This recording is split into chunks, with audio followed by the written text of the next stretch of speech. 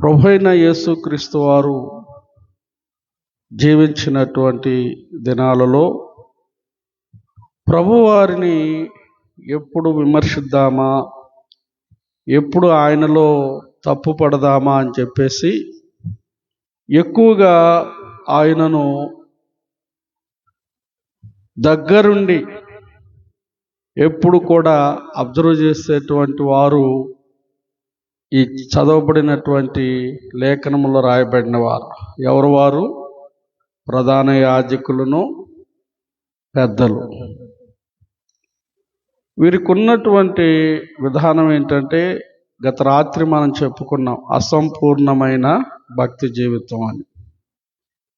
వీరిలో ఉన్నటువంటి భయంకరమైనటువంటి అసంపూర్ణమైన లక్షణం ఏంటంటే, ప్రభువారిని తప్పుపడదాం, ప్రభువారి మీద నేరారోపణ చేద్దాం, ఎప్పుడు ప్రభువుని అవమానపాలు చేద్దామా, అందరిలో ఏ విధంగా ఎగతాళి చేద్దామా, తలదించుకునేటట్లు చేద్దామా అని ప్రయత్నాలు చేసేటువంటి వారు వీరు.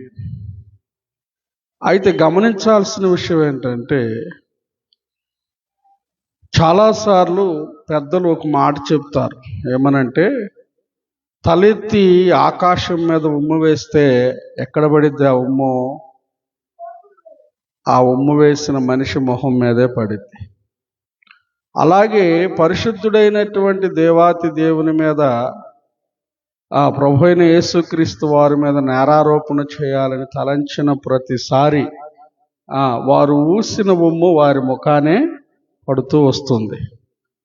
ఈ ప్రధాన యాజకులు ఏ విధంగానైనా సరే ప్రభువుని నేరారోపణను, ఆయన మీద నేరారోపణ మోపి ఏ విధంగా అయినా సరే తాటాకులు గట్టి తగలబెడదామని చూస్తారు, చూసారా?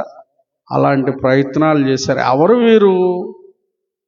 ఎవరయ్యా వీరంటే, ప్రియ దేవుని బిడ్డలారా, ధర్మశాస్త్రమును తెలియనటువంటి వారు కారు, వాక్యమును గురించి ఎరగనటువంటి వారు కారు, వాక్యము గురించి తెలియని వారు కారు. కాబట్టి వీరు ప్రతి సందర్భంలో దేవుని నామాన్ని మధ్యలో పెట్టి ఏ విధంగా ఈయన్ను అవమానపరుద్దాం, దేవుని పేరు పెట్టి, దేవుని పేరు అడ్డం పెట్టి ఏ విధంగా ఇబ్బంది పెడదామనే ప్రయత్నాలు చేసేవారు. ఈ రోజున కూడా మనం గమనిస్తే వాక్యం తెలుస్తున్నటువంటి వారే భయంకరమైన విమర్శలు చేసుకోవటం, వారి భక్తి సరికాదు అంటే వీరి భక్తి సరికాదు అని చెప్పేసి ఒకరి మీద ఒకరు నేరారోపణ చేసుకోవటం.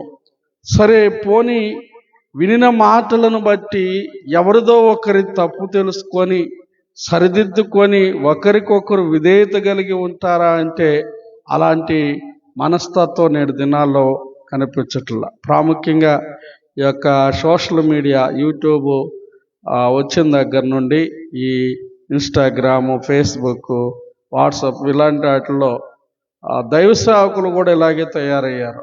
ఒకరిని గురించి, ఒకరి బోధన గురించి ఒకరు విమర్శించుకోవటం. అయితే గమనించాల్సిన విషయం ఏంటంటే, ఈ విమర్శించడం అనేటువంటిది వారి జ్ఞానాన్ని బట్టబయలు చేసుకొని మేము గొప్పవారమని చెప్పించుకోవటం కోసం, ప్రజల మెప్పు కోసం ఈ ప్రధాన యాజకులు, పెద్దలు, ఆ సంఘానికి, ఆ ప్రాంతానికి చెందిన ప్రజలలోని పెద్దలని రాశారు. వీరు ప్రభువు మీద నేరారోపణ చేయడానికి ప్రయత్నం చేస్తున్నారు. అసలు ఏ అధికారం వలన నువ్వు చెబుతున్నావు, ఏ అధికారం వలన నువ్వు ఈ కార్యాలు చేస్తున్నావు అని చెప్పేసి ఆయనను నిలదీశారు ప్రజల మధ్యలో. ఎందుకంటే ప్రజల మధ్యలో వారి ఉద్దేశం ఏంటంటే ప్రభువుని అవమానపరచడం. అర్థమవుతుందా? ప్రభువుని అవమానపరచడమే వారు ధ్యేయంగా పెట్టుకొని ఆయనను ప్రతి విషయంలో నిలదీయటం మొదలుపెట్టారు. ప్రియ దేవుని బిడ్డలారా, చాలాసార్లు మన భక్తి జీవితమును కూడా మనల్ని మనం పరిశీలన చేసుకోవాలి.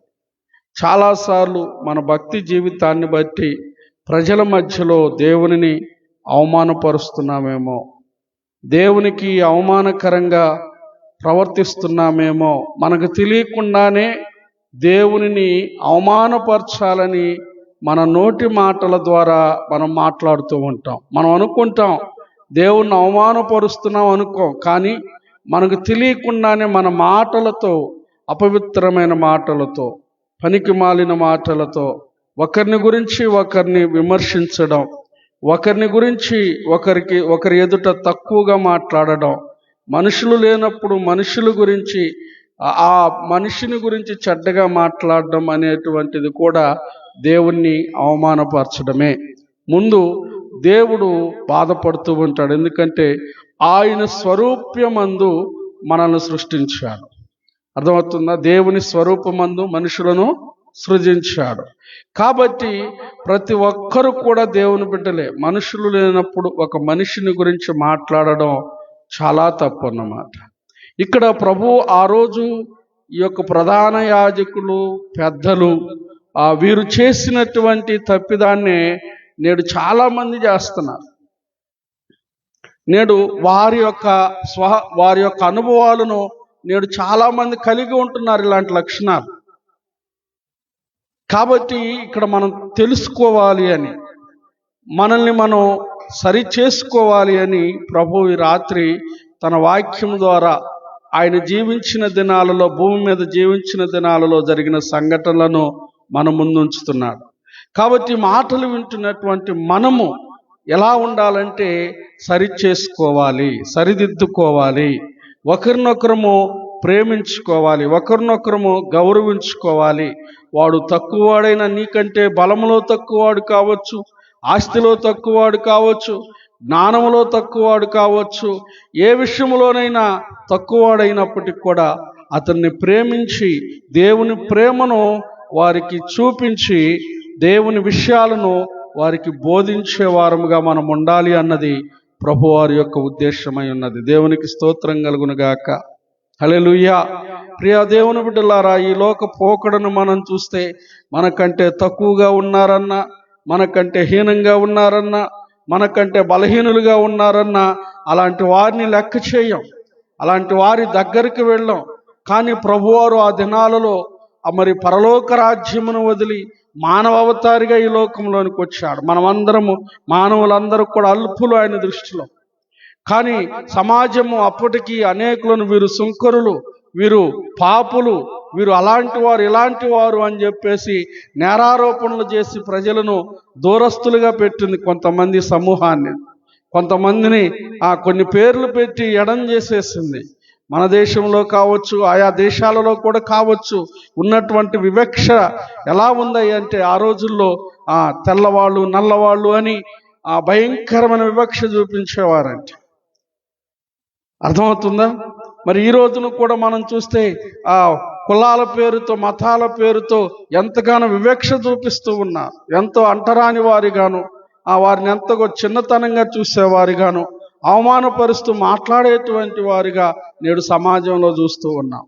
దేవుని యొక్క కోరిక ఒక్కటే, దేవుని ఉద్దేశం ఏంటంటే అందరూ ఒకరి ఎడల ఒకరు ప్రేమ కలిగి ఉండాలి. దేవునికి స్తోత్రం. హల్లెలూయా. ఒకరి ఎడల ఒకరు ప్రేమ కలిగి ఉండాలి అన్నది దేవుని యొక్క ఉద్దేశం. కానీ ఈ రోజున అలాంటి భయంకరమైన అంటరానితనం, కుల వివక్ష, మత వివక్ష, జాతి వివక్ష అనేటువంటిది సమాజంలో మనం చూస్తున్నాం. కాబట్టి ప్రియ దేవుని బిడ్డలారా, కొన్ని విషయాలు మనము వాక్యము మనతో మాట్లాడుతూ ఉన్నప్పుడు వాస్తవాన్ని అర్థం చేసుకొని వాక్యానుసారంగా నడుచుకోవడానికి ప్రయత్నం చేయాలి. అక్కడున్న ప్రధాన యాజకులు, అక్కడున్నటువంటి పెద్దలు ఆ ప్రజల మధ్యలో ప్రభువుని ఏ విధంగా అవమానపరుద్దామని ప్రశ్నిస్తూ ఉన్నారు. ఈ రోజును కూడా నీవు కూడా ప్రధాన యాజకుల వలె, నీవు కూడా పెద్దల వలె నీ మనస్సును మార్చుకోకుండా, ప్రభువుకి నీ హృదయంలో స్థానం ఇవ్వకుండా, మార్పు చెందకుండా వదరబోతు మాటలు మాట్లాడుతూ, అవమానకరమైనటువంటి బూతులు మాట్లాడుతూ, అపవిత్రమైనటువంటి తలంపులు కలిగి నీవు కూడా అలాంటి స్వభావం నీలో ఉంటే దాన్ని సరి చేసుకోమని నా ప్రభువు ఈ రాత్రి మనకు నేర్పిస్తూ ఉన్నాడు. దేవునికి స్తోత్రం కలుగును గాక. హల్లెలూయా. ఇక్కడ అంటున్నారు కదా, వారు వచ్చి నువ్వు అసలు ఈ కార్యములు చేయుచున్నావు, ఏ అధికారము వలన నువ్వు ఈ కార్యాలు చేయుచున్నావు, ఈ అధికారం ఎవడిచ్చాడని చెప్పేసి ఆయన అడిగినప్పుడు ప్రభువారు చాలా సమాధానంగా వారితో మాట్లాడాడు, వారితో సంభాషించాడు. నేను చెప్తాను ఈ అధికారము ఎందువలన కలిగిందో, మీరు అడిగిన ప్రశ్నకు నేను సమాధానం చెప్తాను. అయితే మీరు చేయాల్సినటువంటి పని ఒకటి ఉంది, నాకు సమాధానం చెప్పండి, నా దగ్గర కూడా ఒక ప్రశ్న ఉంది అని చెప్పేసి ఆయన అడిగారు. ఎవరి గురించి అడిగాడో తెలుసా? యోహాను ఇచ్చిన బాప్తిస్మము ఎక్కడ కలిగింది? ఏంటంటే ఎక్కడ నుండి కలిగింది? ఎందుకంటే ఆ దినాలలో మొదటిగా బాప్తిస్మము అనేటువంటి విధానాన్ని, వాటర్ బాప్తిస్మం అంటే నీటిలో ముంచి లేపటం, ఆయన యోర్దాను నదిలో యోహాను బాప్తిస్మం ఇచ్చాడు. అవునా కదా? అవునా కదా? ప్రభువైన యేసుక్రీస్తు వారు కూడా బాప్తిస్మం ఇచ్చి యోహాను దగ్గర నీటిలో బాప్తిస్మం తీసుకున్నప్పుడు బాప్తిస్మం ఇచ్చు యోహానుతో చెప్పాడు, నీతి యావత్తు ఇలాగున జరగనై ఉన్నది, కాబట్టి ఇప్పటికి ఇలాగున కానిమ్ము అన్నాడు. దేవునికి స్తోత్రం. అంటే అప్పటి వరకు కూడా వాటర్ ఎలాంటి బాప్తిస్మం ఉందంటే చిలకరింపు నొసటి మీద అట్లా వాటర్ పోసి చిలకరింపు బాప్తిస్మం ఉండేది. కానీ యేసు ప్రభువారు అది కాదు, ఇక నుండి ఇలాగ ఉండాలి అని ఆయన వచ్చి ఆ విధానాన్ని మార్చాడు. దేవునికి స్తోత్రం. హల్లెలూయా, హల్లెలూయా. కాబట్టి ఆ విధానాన్ని మార్చినందుకు ప్రభువు వారి మీద నేరారోపణ చేయటం మొదలుపెట్టారు. అందరూ కూడా ప్రభువును వెంబడించి ఏం చేస్తున్నారంటే, ప్రజలందరూ కూడా ఆ యాజకుని దగ్గరికి వెళ్ళి ఆ చిలకరింపు విధానాన్ని అనుసరించడం లేదు, నీటి బాప్తిస్మాన్ని తీసుకోవడానికి ఇష్టపడుతూ ఉన్నారు. అయితే వీరికి నచ్చలేదు ఈ విషయం, ఈ పద్ధతి. కాబట్టి వారు ఆయన నిలదీస్తూ మాట్లాడుతున్నప్పుడు ఆయన అన్నాడు, బాప్తిస్మం ఇచ్చి యోహాను ఇచ్చినటువంటి ఆ బాప్తిస్మము ఎక్కడ నుండి, ఎవరి వలన కలిగింది అని చెప్పాడు. అడిగాడు వారిని ఎక్కడి నుండి కలిగింది అని. కానీ అది ఎక్కడి నుండి కలిగింది? పరలోకము నుండి వచ్చింది ఆ మార్పు. దేవునికి స్తోత్రం. ప్రజలలో నుండి రాలేదు ఆ మార్పు. ఎక్కడి నుండి తీసుకురాబడింది ఆ మార్పు? పరలోకము నుండి తీసుకురాబడింది. దేవునికి స్తోత్రం.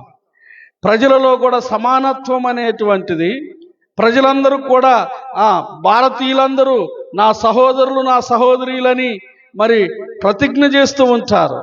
సందర్భం వచ్చినప్పుడు పెద్ద పెద్ద మినిస్టర్లు మొదలుకొని అడుగారినటువంటి స్థితిలో ఉన్నవారు అందరి వరకు కూడా ఈ మాటలు చెబుతారు, అవసరానికి.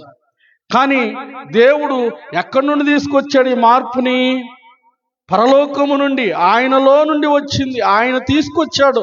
ఇలా ఉండకూడదు, విచక్షణ కలిగిన వారుగా ఉండకూడదు, పరిపూర్ణత లేని వ్యక్తులుగా ఉండకూడదు, ప్రతిదీ కూడా పరిపూర్ణంగా ఉండాలి. చిలకరింపు కరెక్ట్ కాదు, ఇలాగ బాప్తిస్మం తీసుకోవాలి అని పరలోకము నుండి కలిగినదా లేకపోతే మనుషుల వలన కలిగిందా ఈ మార్పు అని అడిగాడు. అక్కడ ఈ బాప్తిస్మం వాళ్ళందరూ కూడా ఏమి సందిగ్ధంలో పడిపోయారు, సమాధానం చెప్పలేక. ఎటు చెబితే ఏమైపోతుందో. ఈ రోజున కూడా వాస్తవాన్ని అంగీకరించలేని వారు చాలామంది ఉన్నారు. వాస్తవాన్ని అంగీకరించకుండా ఆచారంలోనే జీవించేవారు ఉన్నారు, ఆచారంలోనే నడిచేవారు ఉన్నారు. ప్రియులారా, ఒకప్పుడు మనం తెలియక చేశాం, వాస్తవమే. కానీ తెలుసుకున్న తర్వాత మనల్ని మనం సరిదిద్దుకోవడం నేర్చుకోవాలి. దేవునికి స్తోత్రం. అర్థమవుతుందా?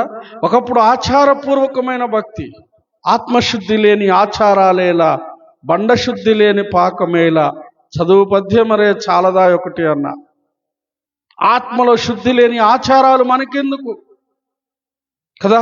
ప్రభువారు ఇలాంటి ఆచారపూర్వకమైన భక్తిని మనుషులలో పేరుకుపోయి గూడు కట్టుకొని ఉంటే ఆ ఆచార పద్ధతిని తీసివేయాలి అని దేవుడే మానవ అవతారిగా ఈ లోకంలోనికి వచ్చి మార్పు అనేది ప్రపంచమంతా తెలుసుకోవాలి అని ఆ ప్రపంచానికి నడిబొడ్డులో ఉన్నటువంటి ఆ ఇశ్రాయేలీల మధ్యలో ఒక మానవునిగా వారి మధ్యలో జన్మించి వారి మధ్యలో నుండి మార్పును తీసుకురావడం మొదలుపెట్టాడు. ఎందుకో తెలుసా? ప్రపంచమంతా కూడా తెలుసుకోవాలి. దేవునికి స్తోత్రం. హల్లెలూయా. ఆ మార్పు ప్రపంచ నలుదిక్కుల నుండి కలగాలి. కాబట్టి ప్రపంచ నడిమధ్యలో ఉన్నటువంటి ఈ మధ్యలో నుండే ఈ మార్పును ప్రజలందరికీ తెలియపరచాలని ప్రభువు ఆ నడిబొడ్డున, ప్రపంచపు నడిబొడ్డుగా ఉన్న ఆ ఇజ్రాయేలు ప్రాంతంలో ఆయన మానవ అవతారిగా జన్మించాడు. ప్రజలలో అప్పటికి ఆచారపూర్వకమైన విధానాలు గూడు కట్టుకుపోయినాయి. అప్పటికి కరుడు కట్టుకుపోయినాయి. కొండల్లాగా పేరుకుపోయింది ఆచారపూర్వకమైన భక్తి. కాబట్టి ఆ విధానాన్ని తీసివేయాలి. అర్థమవుతుందండి? ఆ రోజుల్లో బైబిల్ని చదివి వినిపించేవారు లేరు. బైబిల్ గ్రంథాన్ని వివరించి మాట్లాడేవారు లేరు. దోచుకోవడం ఎక్కువైపోయింది ఆ దినాలలోనే. దేవుని పేరు చెప్పి పాప పరిహారపు పత్రికలు అని చెప్పేసి, రే నువ్వు అబద్ధం ఆడావు, లేకపోతే నువ్వు దొంగతనం చేసావు, ఇదిగో దీనికి వాక్యం ఇలా చెబుతూ ఉంది. అయ్యా మరి ఆ బైబిల్ చూపిస్తే బైబిల్ చూపియం. పాప పరిహారపు పత్రిక ఇదిగో నీకు ఇస్తున్నాం, నీ పాపానికి ప్రాయశ్చిత్తం ఈ 100 రూపాయలు కట్టరా అంటే 100 రూపాయలు కట్ట. అలాంటి ఆచారపూర్వకమైన పద్ధతులను అలనాటి భక్తిని బెడద్రావ పట్టిస్తున్నటువంటి ఆ ప్రధాన యాజకులు, అర్థమవుతుందండి, ఏలీ కుమారులు ఏం చేశారు? షిలోహు మందిరములో ఏం చేశారు? అర్థమవుతుందండి? దేవుని బిడ్డల యొక్క భక్తి విధానాన్ని అవమానపరిచారు, అపహసించారు, హేళన చేశారు, పెడదారిని పట్టించారు. అర్థమవుతుంది? ఆ విధంగానే అప్పటి నుండే, అంటే యేసు ప్రభువారు అప్పుడు జన్మించల మానవ అవతారిగా. నేను పాత నిబంధన గ్రంథంలోని ఏలీ కుమారులు సమూయేలు గ్రంథంలో, మొదటి సమూయేలు గ్రంథంలో వారి జీవితాన్ని గురించి చెప్తూ ఉన్నా.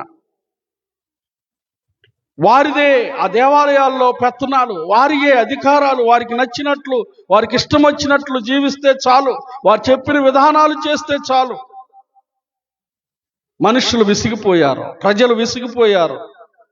ప్రజలు చాలా వేదన చెందుతారు. అరే ఎక్కడికన్నా వస్తే మనశ్శాంతి కలిగిద్దంటే ఇక్కడ కూడా దోచుకోవటం ఎక్కువైపోతుంది.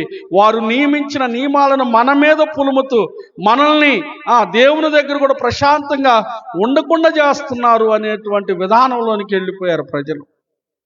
అలాంటి దినాలలో ప్రజలను ప్రభు అయిన యేసుక్రీస్తు వారు మానవ అవతారిగా వచ్చి ప్రజలను తన వద్దకు పిలిచాడు, తన వద్దకు ఆకర్షించాడు. దేవుని యొక్క ప్రేమ అంటే ఇలాగుంటుంది. దేవుని దగ్గరకు వస్తే ఇలాంటి మనశ్శాంతి కలిగి ఉంటారు. దేవుని దగ్గర ఇలాంటి ప్రశాంతత ఉంటుంది. దేవునికి స్తోత్రం. మత్తయి సువార్త 11వ అధ్యాయం చూద్దాం ఒకసారి. మత్తయి సువార్త 11వ అధ్యాయము.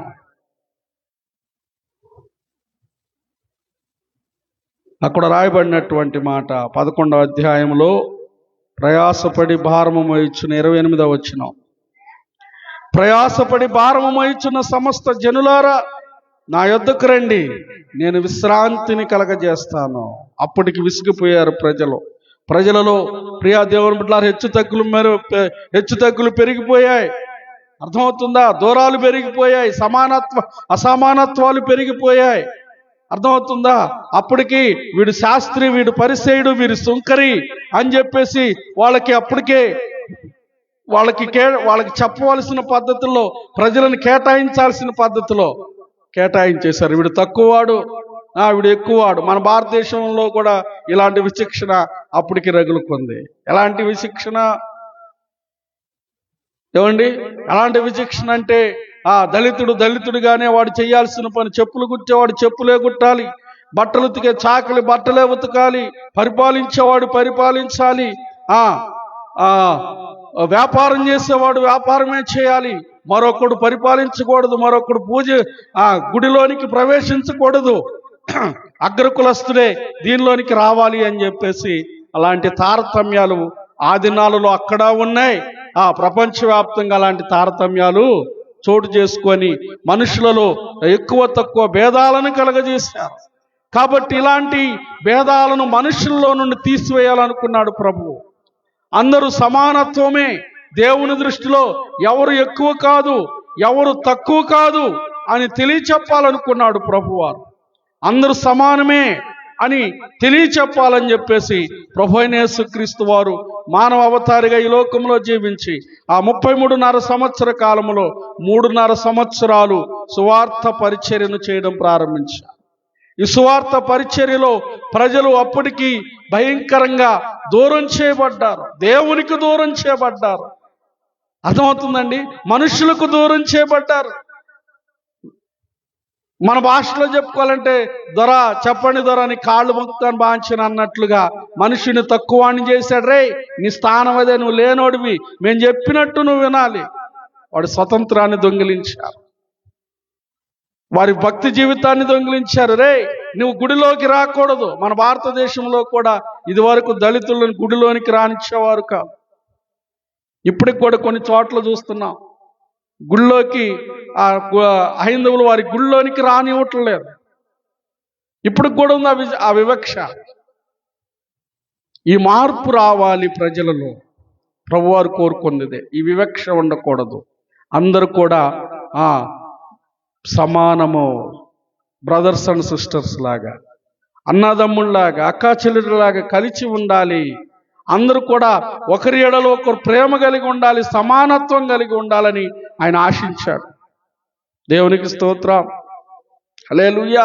అయితే ఆయన ఈ విధంగా ప్రజల్లో చైతన్యం తీసుకువస్తూ తన బోధల ద్వారా అనేకులను దేవుని వైపు త్రిప్పుతూ అనేకులను ఆకర్షిస్తూ ఉంటే అది చూచి ఓర్వలేకపోయారు. ఎవరు? ప్రధాన యాజకులు, పెద్దలు ఓర్వలేక ఆయనను అవమానపరిచారు. ఈ రోజును కూడా ప్రజలలో మార్పు రావడం కొంతమంది గ్రహించలేరు, ఓర్చుకోలేరు.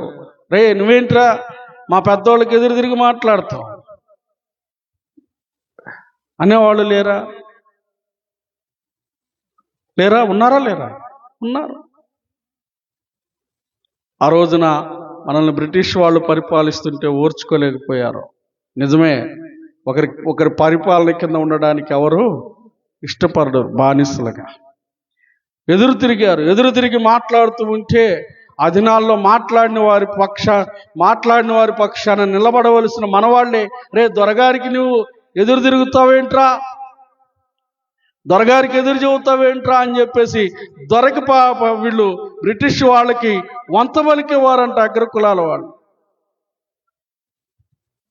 వారి కొంత బలికి వారి దగ్గర లాభాన్ని సొమ్ము చేసుకోవడానికి వారి దగ్గర సొమ్మును ఆశించి ఈ ఎదురు తిరిగి ప్రశ్నించి న్యాయాన్ని అడిగినటువంటి వాడిని శిక్షించేవారంట. ఈ రోజుల్లో కూడా ఇలాంటిది ఉంది. మా నాయకులను ఎదురు తిరిగి మాట్లాడతారా, మా సాములను ఎదురు తిరిగి మాట్లాడతారా అని చెప్పేసి అలాంటి స్వభావాలు ఇంకా పోలేదు ప్రియులారా. ప్రభువారి ఉద్దేశం ఏంటంటే ఎవరిని ఎక్కువ కాదు, అందరు కూడా సమానం, అందరూ కూడా కలిగి ఉండాలి.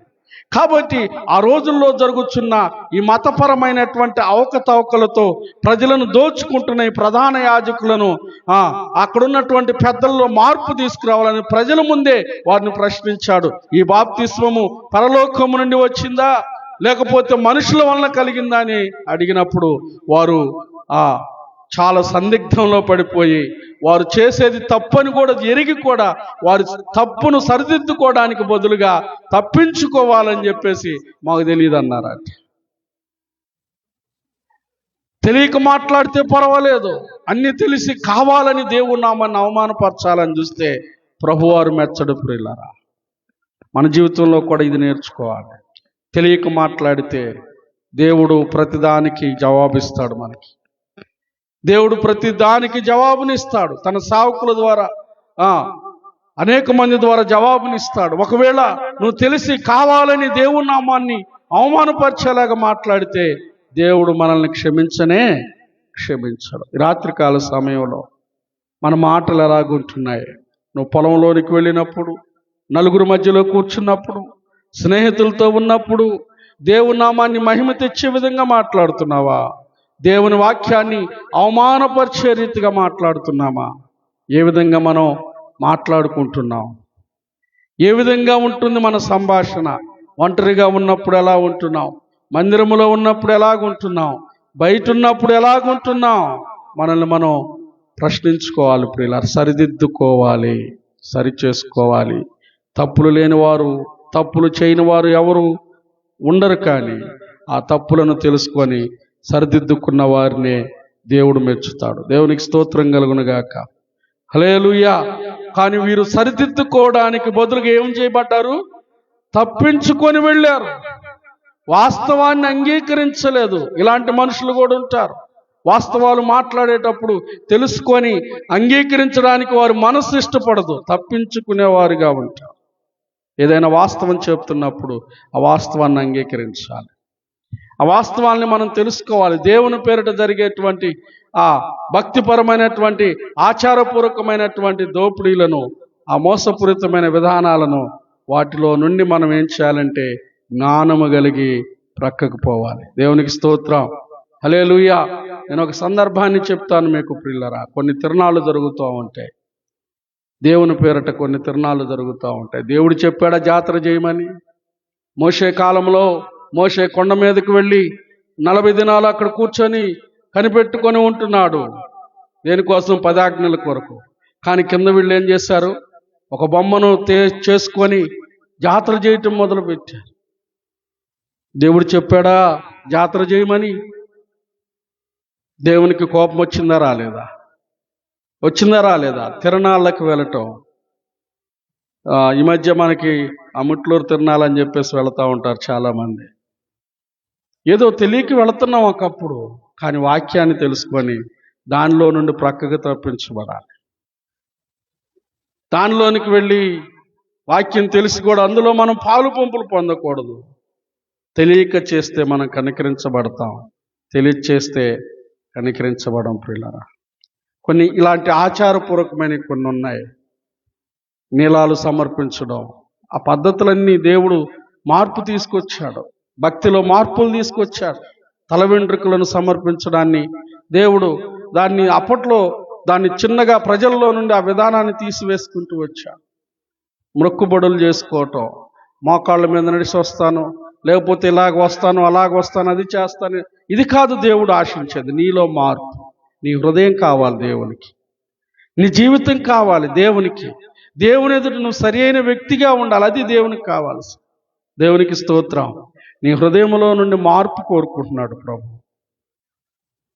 నీ హృదయంలో నుండి మార్పు కావాలని ఆయన ఆశిస్తూ ఉన్నాడు. కాబట్టి ప్రియ దేవుని బిడ్డలారా, ఆ రోజు వారు లోబడటానికి బదులుగా, ఆ వాస్తవాన్ని తెలుసుకొని సరిదిద్దుకోవడానికి బదులుగా తప్పించుకొని పారిపోయారు. ఈరోజు వాస్తవాలు మాట్లాడితే కొంతమందికి నచ్చదు. ప్రక్కకు పోయేవారిగా, తప్పించుకునేవారిగా, చెప్పిన వారి మీదనే హేళన చేసేవారిగా, అవమానంగా మాట్లాడేవారిగా ఉంటారు. అది మనకు మంచిది కాదు. నా ప్రభు ఈ రాత్రి తన వాక్యం ద్వారా సెలవిస్తున్నాడు. మీరు శాస్త్రులు, పరిసయ్యుల వలె, ప్రధాన యాజకుల వలె, పెద్దల వలె మీరు తప్పించుకునే వారిగా కాదు, సరి చేసుకొని లోబడేవారిగా ఉండాలి అన్నది ఆయన ఉద్దేశం. కాబట్టి మనమందరం మనలో ఉన్నటువంటి అవిధేయతలు ఏమైతే ఉన్నాయో, మనలో లోపాలు ఏమైతే ఉన్నాయో వాటిని సరిదిద్దుకుందాం.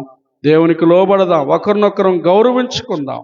ఒకరినొకరము దేవుని ప్రేమ కలిగి ముందుకు నడుద్దాం. ప్రభువారి కొద్ది మాటలు మనందరి వెనుకల్లో దీవించునుగాక.